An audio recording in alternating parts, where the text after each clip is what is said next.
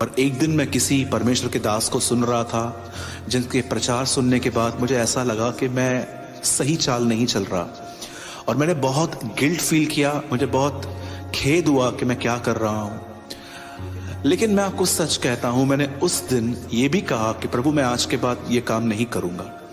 लेकिन God is my witness, प्रभु मेरा गवाह है, ये पछतावा से 3 या 4 दिन चला और 5वें दिन मैं वापस वही काम करने लग गया जो मैं पहले करता था। एक दिन मैं अपनी लाइफ में इतना टायर्ड हो गया कि प्रभु मैं अपने पाप को जानता हूं पर मैं निकल नहीं पा रहा हूं, आप मुझे कोई रास्ता दिखाएं। कई बार आपके साथ भी यही होता होगा, आप 1 जनवरी को या तो कोई वचन सुनने के बाद ये ठान लेते होंगे कि बस मैं आज के बाद नहीं करूंगा। मैं आपको बताना चाहता हूं, ये जो वर्ड है ना मैं, ये काम में नहीं आएगा। जब आप ये सोच के गुनाह करते हैं ना कि मैं आज का दिन कर रहा हूं लेकिन मैं कल से नहीं करूंगा, तो मुझे एक बात बताइए, जो आप आज अपने आप को नहीं रोक पा रहे हैं तो कल आप अपने आप को कैसे रोक पाएंगे? आइए मैं आपको एक बहुत छोटी सी काउंसलिंग देना चाहता हूं इस विषय में। आप सभी जानते हैं कि यीशु के 12 शागिर्दों में एक शागिर्द था, एक चेला था जिसका नाम था पतरस।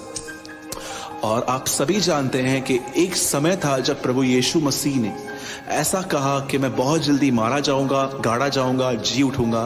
तब आप जानते हैं बहुत अच्छे से कि पतरस ही था जिसने कहा प्रभु कि मैं आपके लिए मरने के लिए भी तैयार हूं और मैं आपके लिए बंदीगृह में जाने के लिए भी तैयार हूं। तब यीशु ने कहा, मुर्गे की बांग देने से पहले आज ही तू 3 बार यह कहेगा कि तू मुझे नहीं जानता, तू मेरा इनकार करेगा।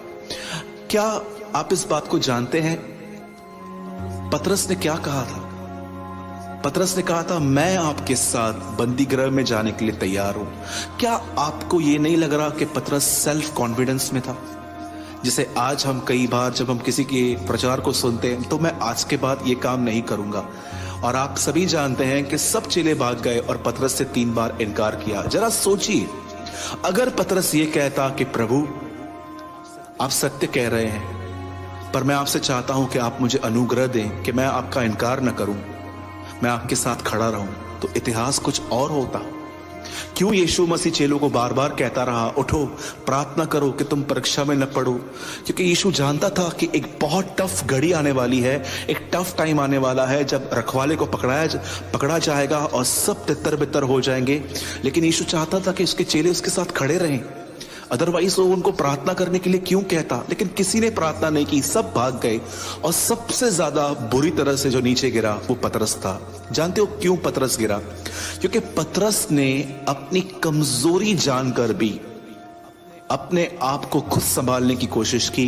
पर पतरस यीशु के पास नहीं गया ये कहने के लिए कि प्रभु मैं जानता हूं जो आप कह रहे हैं ये सत्य है, ये हो सकता है, पर क्या आप मुझे अनुग्रह दे सकते हैं कि मैं आपका इनकार न करूं? आप सभी जानते हैं इस बात को, इस घटना को। आज मैं आपसे पूछना चाहता हूं, जब कलीसिया के अंदर वचन सुनने के बाद या बाइबल पढ़ने के बाद आपको कहां पर भी खुदावन ये दिखाता है कि आप गलत हैं, तो आप क्या सोचते हैं? क्या बस मैं आज के बाद ये काम नहीं करूंगा? कि आप उसी परमेश्वर के सामने घुटने टेक कर ये कहते हैं कि प्रभु मुझे अनुग्रह दीजिए? आप जानते हो इतिहास ही कुछ और होता यदि पतरस कहता कि प्रभु आप मेरी सहायता करना। नो डाउट पतरस रिकवर हुआ, लेकिन पतरस गिरा। आज मैं आपको बताना चाहता हूं मेरे भाइयों और बहनों, आप में और मुझ में बहुत सारी कमजोरियां हैं, और आप चाहकर भी और मैं चाहकर भी अपने आप को नहीं बदल सकते। यदि आप चाहते हो कि आपके अंदर चेंज हो, मैं आपको बताता हूं मेरे अंदर आज भी एक गड़बड़ है। कई बार मुझे ऐसा लगता है कि मैं बात करने में फिसल जाता हूं।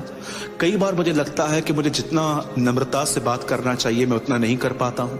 कई बार मैं अपनी जेंटलनेस खो देता हूं, अपनी कोमलता खो देता हूं, पर मैं जानता हूं कि ये मुझ में है, और प्रभु मेरा गवाह है। मैं प्रतिदिन परमेश्वर से कहता हूं प्रभु आप मुझे अनुग्रह दे, और मैं जानता हूं कि परमेश्वर मुझे आने वाले दिनों में विक्ट्री देंगे। मैं आज आपसे पूछना चाहता हूं कि आप में से कितने लोग हैं जो अपनी गलतियां जानने के बाद परमेश्वर से अनुग्रह मांगते हैं? मेरे भाइयों और बहनों, परमेश्वर से अनुग्रह मांगे, अदरवाइज क्या होगा? अगर आप फॉल होंगे अपनी जुबान में, अपने मन के थॉट्स में, एटीट्यूड में, तो मैं आपको बताना चाहता हूं डेविल आएगा और वो आपकी कमजोरियां आपको सामने लेके आकर आप पे दोष लगाएगा। पवित्र आत्मा आपको धार्मिकता दिखाएगा, लेकिन शैतान आपको पाप दिखाकर आपको कंडेम फील करेगा कि देख तूने मसीह में आने के बाद क्या किया है।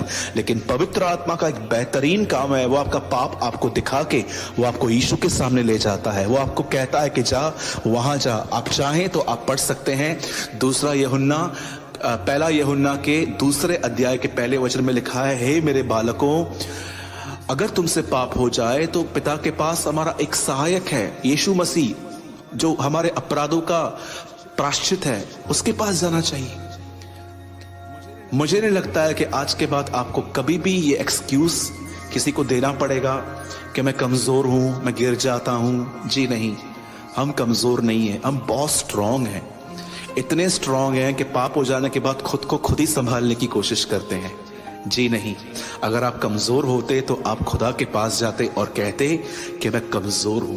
अपने कन्फेशंस को बदलिए, आप कमजोर नहीं हैं, आप स्ट्रांग हैं एक्चुअली। मेरे भाइयों और बहनों, परमेश्वर से अनुग्रह मांगे। इसे लेना बड़ा आसान है। जितना आप प्रभु के साथ समय बिताएंगे, अपनी कमजोरियों को उसके सामने उंडेल देंगे।